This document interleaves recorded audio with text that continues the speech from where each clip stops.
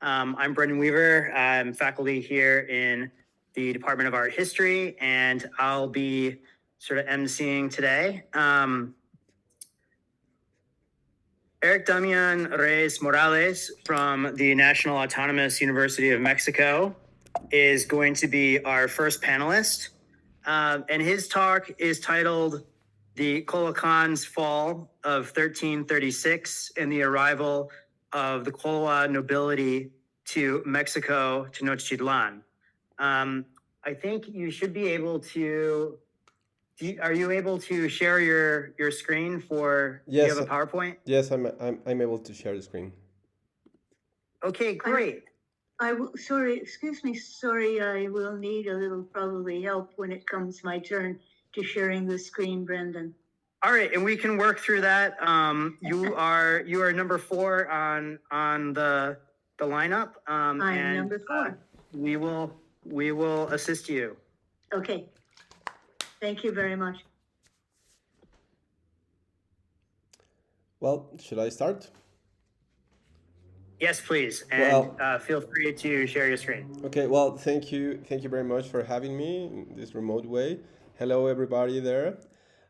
I'm really happy to be here in the conference. Well, as Brendan says, the title of my conference is Crisis and Resilience: The Colhuacan's Fall of 1336 and the Arrival of the Colhua Nobility to Mexico-Tenochtitlan.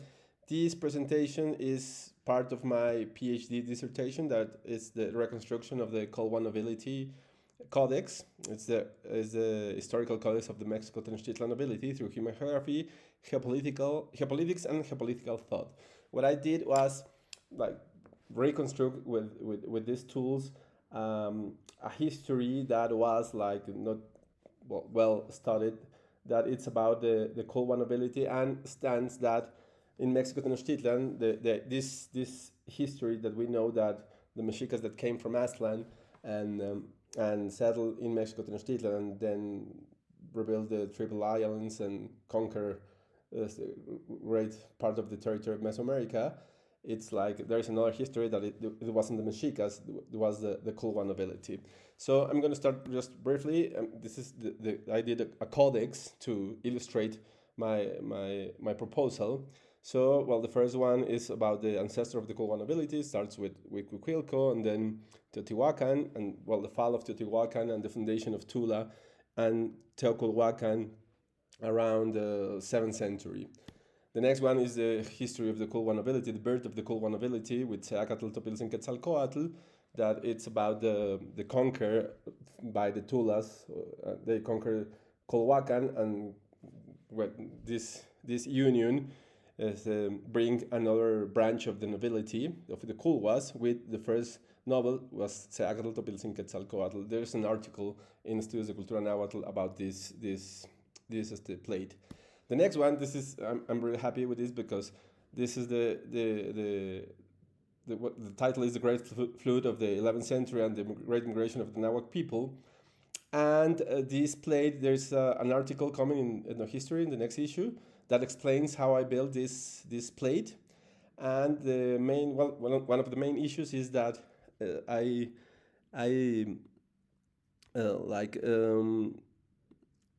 proposed that Aztlan was in the same islet lakes that were Mexicans founded Mexico-Tenochtitlan, and all the migration of all the people in the Nahuac starts because of Great Flood that 11th century. Well, the next one is the ex-Tlactoloyan establishment, and the Mexicas returned to the Nahuac Valley, and I proposed that the Mexicas came back and settled in Xaltocan, and then went to Chapultepec, as is the history knows. The next one is the Mexicas defeat in Chapultepec and the residents and expelled from Teocolhuacan. And in this plate, I explained how the Mexicas were defeated. How Huehuetzilíhuatl, their first lord, was sacrificed in Culhuacan by Chalchiutlactonac, and then how the Mexicas stay. Well, this is part of the history that is well known, that how they settle in Culhuacan, and they have like a lot of pain and a lot of trouble there, and they finally found Mexico-Tenochtitlan. I propose another date is 1273, and there's another article with José Romero Galván, also in Estudios de Cultura Nahuatl, that deals with this issue. And well, I'm going to start here.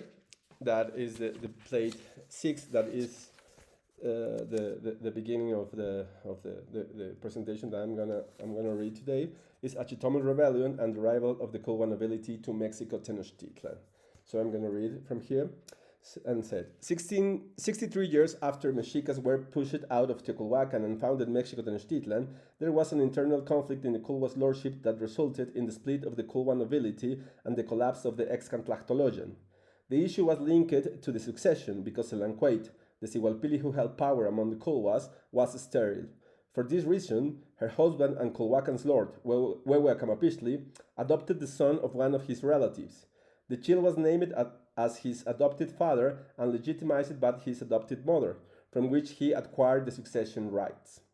The adoption was not well received by another Colhua noble, Achitometl, who restored to using the Mexicas as mercenaries and organized a rebellion that culminated with the assassination of the legitimate lord of Colhuacan in 1336.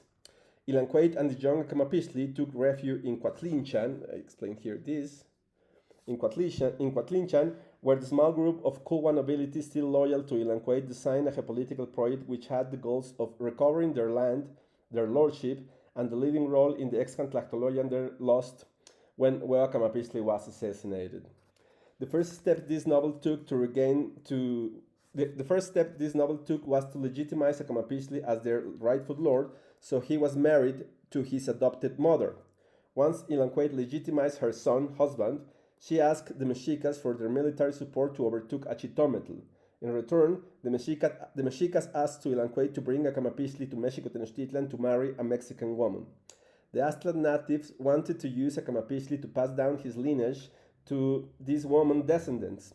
In this way, once an Camapixtli son became their Tlactuani, the Mexican would regain the benefits of the Tlactocayal status that the Colhuas themselves had taken from them before when Chalchiutlactonal sacrificed Huehuehuitzilihuitl in Colhuacan. Ilanquate accepted the Mexican request, knowing that she had a way to avoid giving her Tlactocayal to the Aztlan natives. In addition, she asked the Mexicas to defeat Achitometl before a Camapixtli arrived at the Islet Lakes. So, in 1347, the Aztlan natives went to Colhuacan to assassinate Achitometl, and 2 years later, a Camapixtli arrived to Mexico-Tenochtitlan as the only lord of the Colhuas and married Xaltlacamehuatzin, a daughter of the Mexican leader Acacitl. This is illustrated here, the marriage alliance. The next plate is a Camapixtli, the foundation of the new institutional and territorial order. The arrival of Colhua nobility to Mexico-Tenochtitlan caused this group to add a couple more of objectives to their already complicated geopolitical goals. In addition to recovering their territory, their lordship, and their place as leaders of the ex-Tlachtoloyan, they have to shift the balance of power within Mexico-Tenochtitlan in their favor by subduing the Mexicas and also modify their new city environment. Moreover, they had to get rid of the bondage by the Tepanecas, since the Lake Islets were in Azcapotzalco lands and the Aztlan natives were burdened with this servitude. With these objectives in mind, Ilanquate laid the foundation from the new institutional and territorial order that would be the foundation of Mexico-Tenochtitlan dominance years later. First, she legitimized Huitzilihuitl and all the sons a Camapixtli fathered with Xacatlamahuitzin through a ritual childbirth. Ilanquate passed the newborns between her legs as if she were the one who gave birth to them. In such a way, children were legitimized as hers at birth. Besides, to increase the number of nobles in Mexico-Tenochtitlan, she arranged a search of marriage between a Camapixtli and Colhuacan's noble women, among who was a descendant of Xihuitl Temoc, former lord of the Colhuas. Later, she made marriage alliances with the lordships that would ultimately constitute the last ex-Tlachtoloyan, Tlacopan and Texcoco.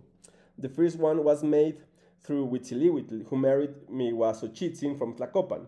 From this union, Chimalpopoca was born, who became the third Tlactuani of the Colhuas in Mexico-Tenochtitlan.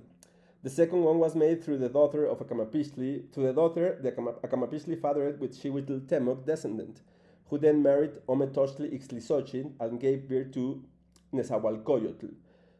The latter became the heir of the Tlactocayol of Texcoco. Towards the Towards the end of his reign, Acamapichtli took advantage of Azcapotzalco territorial expansion in order to remove Chalcas from their former lordships, the Nautecuhtli, Iztapalapa, Teculhuacan, Huitzilopochtli, and Mexicalcingo, which had fallen into the hands of the Chalcas after Acamapichtli's death. In addition, they succeeded in making the lord of the Tepanecas giving up his dominion over Tenochtitlan. In this way, the Colhuas took control of the two mountain ranges that flanked the new city, the two pillars of the new territorial order in the valley. The next plate is Huitzilihuitl, Azcapotzalco expansion and the strengthening of the Colhua nobility. After Acamapichtli died in 1383, his son Huitzilihuitl took his place as Mexico-Tenochtitlan's Tlactuani. The Mexicas saw his arrival as the reestablishment of their Tlactocayotl. In fact, they chose from him the same name as their first lord, Huevo Huitzilihuitl. However, although his mother was a Mexican woman, Huitzilihuitl's identity was linked with the Aztlan natives. From him and from Colhua nobility, his mother was Ilanquait, and he was a Colhua. So, during his reign, Huitzilihuitl pursued his family objectives, and the difference between Colhuas and Mexicas began to become evident. The second rule of the Colhuas in the Lakes Islet had to engage in Azcapotzalco territorial expansion, which from 1392 to 1409 extended from Cuernavaca Valley in the south to Tolancingo in the north. After this campaign, only Chalco, Huexotla, and Texcoco remained independent from the Tepanecas domain. Despite Azcapotzalco's strengthening, Huitzilihuitl took advantage of the circumstances and managed to increase the territory under his own rule. Moreover, he grew the Colhua nobility within Mexico-Tenochtitlan through marital alliances. The first and most significant was established with the powerful Tlactocayotl from Cuauhnáhuac. From that lordship, Azihualpili named Mihuazochitli came to Mexico-Tenochtitlan to marry Huitzilihuitl. This noble woman became the mother of one of the greatest Tlactoque of Mexico-Tenochtitlan, Moctezuma Ilhuicamina. The second alliance was established with Teocalyohuacan, a union from which Tlacaelel was born, the most notable Cihuacóatl of the Colhuas that ruled in the Islet Lakes. The alliances are illustrated here. Well, the next one is Chimalpopoca Crossroad and Nezahualcóyotl exiled. After Huitzilihuitl died in 1417, his son Chimalpopoca was raised as the Tlactuani of Mexico-Tenochtitlan. The new lord in the Lake Isles has to face a juncture that put the new foundation of institutional order at risk. This was because, in addition to the collapse of the ex-Han Tlactoloyan, the fall of Colhuacan of 1336 created a power vacuum in the valley that led to a dispute from command between Tezosomoc of Azcapotzalco and Ometochtli Ixtlisochitl of Texcoco. The first of these lords saw himself as the highest authority in the valley. Meanwhile, the second claimed from him the title of Chichimecatecuhtli, the Chichimeca's lord. The dispute between these two rulers was settled during Chimalpopoca's reign, which put the third lord of the Colhuas in Mexico-Tenochtitlan at a crossroad. On the one hand, as Tepanecas tributaries, the Colhuas had the duty to participate in the war in Tezosomoc favor. On the other hand, an eventual victory of the Lord of Azcapotzalco would put at risk the foundation of the new institutional order that Ilanquait and Acamapichtli established to the marriage alliance with the Texcocans. But that time, Ixtlisochil's son and Chimalpopoca's cousin, Nezahualcóyotl, was the rightful heir to the Tlactocayotl of Texcoco. The third lord of the Colhuas in the Lake Isles fulfilled his duty with Tezosomoc and actively participated in the war that ended with Texcoco's defeat and with Ixtlisochil's life. But he managed to save his cousin and placed it in Coyohua's custody, a Teopiasco nobleman related to the Texcocan nobility. Coyohua took over Nezahualcóyotl racing, first in Tlaxcala and later in Huejotzingo. Then he got Tezosomoc to spare the young heir's life after Nezahualcóyotl took a captive in the war that the Lord of Azcapotzalco was fighting in Chalco. Thanks to this, Nezahualcóyotl was able to settle in Mexico-Tenochtitlan freely. Years later, Tezosomoc had a nightmare and asked Coyohua to kill the heir to Texcoco lordship. However, the Teopiasco nobleman refused to execute Tezosomoc's order, who died short time later. The next one is Chimalpopoca's conspiracy and the defeat of the Tepanecas from Azcapotzalco. After defeating Ixtlisochil, Tezosomoc became the valley's highest authority and chose his son Quetzalayatzin as his heir. However, Azcapotzalco lordship was usurped during Tezozomoc's funeral by another of his descendants, Maxtla, whom Tezosomoc himself placed in Colhuacan.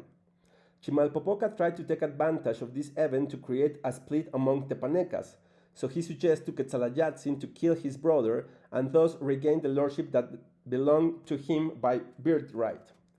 To Chimalpopoca's misfortune, Maxtla discovered this conspiracy, sentences him and Tlacateotzin of Tlatelolco to death, and declared war on the Colhuas.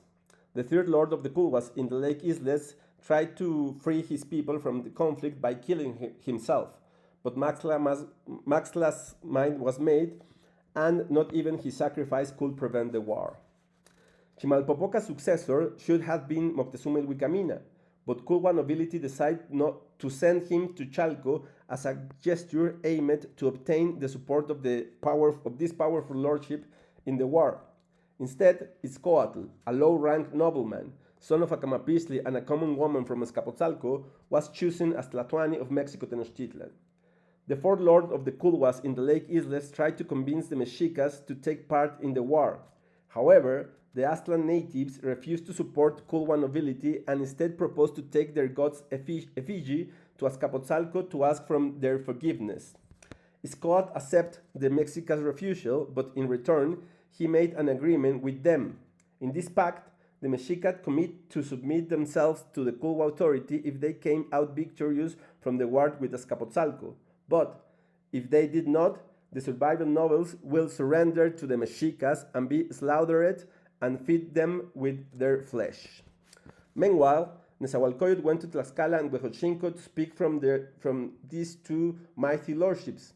Despite not having the Mexica support, Moctezuma Ilhuicamina and Nezahualcóyotl managed to involve the Chalcas, Tlaxcaltecas, and Huejotzincas in the war.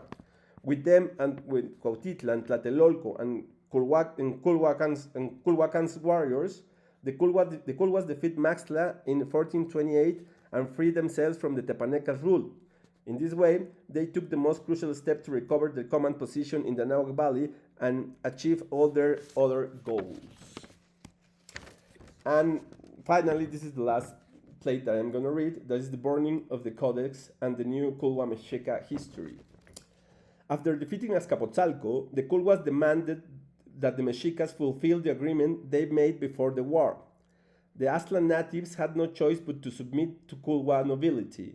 In addition, the Colhuas asked the Mexicas to surrender their historical codex so they could destroy them and subsequently write a new history. The nobility's objectives was to achieve unity within Mexico-Tenochtitlan, which was essential to accomplish the conquest they had to carry out to establish themselves as a leading authority of the Nahuac Valley and to complete the works necessary to transform Mexico-Tenochtitlan environment. Because of that, in addition to destroying the evidence of all the humiliation the Mexicas endured during their residence in Teoculhuacan, Mexico-Tenochtitlan nobility wrote a new history in which the Aztlan natives' past was exalted and linked with theirs. The history Colhuas wrote, which became Mexico-Tenochtitlan official history, says that during Mexicas' migration, their man god Huitzilopochtli abandoned his sister in Malinalco. Because of that, in 2029, Malinalxochitl's son, Copil, went to Chapultepec to avenge the humiliation his uncle did to his mother. The new history says that Copil died in Huitzilopochtli's hands and that his heart was thrown to the Lake Islet by Cuautlequesqui. Then, after Mexicas' defeat in Chapultepec, the new history said that Tenoch went to Colhuacan demanding a place for his people, and thus they were settled in Tizapa, a place full of snakes where they were forced to use as a food. The new account points out that this action impressed the lord of Colhuacan, who gave the Mexicas free entry to his city and chance for the Mexican men to marry the woman there. Then, the Colhuas preserved the Mexican victory against the Xochimilcas, but they also wrote that the Mexicas caused their expulsion for Colhuacan, with the purpose of reaching their promised land by means of sacrifice the daughter of the Lord of Colhuacan. In this way, and according to the new account, Mexicans arrived at the Lake Isles in 2073 by finding an eagle eating a snake while standing on the cactus that grew from Copil's herd. Finally, in 1349, the new history says that the Mexicans decide to become a Tlactocayotl by asking Nauyotl, the Lord of Colhuacan, to give them a Camapichtli to be appointed as the Tlactuani of Mexico-Tenochtitlan.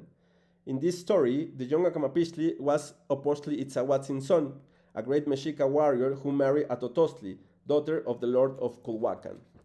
This history remains in force until today, and was the one that was used to create Mexico's independent identity. In this way, Izcoatl, Moctezuma Huicamina, Tlacaelit, and Nezahualcóyotl, and the Colhua leaders of that time were actually historians of the future. And well, the last plates are explained the expansion of the Colhua nobility after this new history, and the construction of the great Mexico-Tenochtitlan with the Albaradón of Nezahualcóyotl, the classways, and finally the explanation of how this geopolitical structure works in the practice.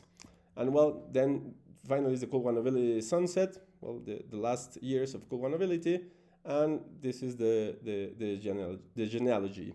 And well, this is it for me. Thank you for your attention.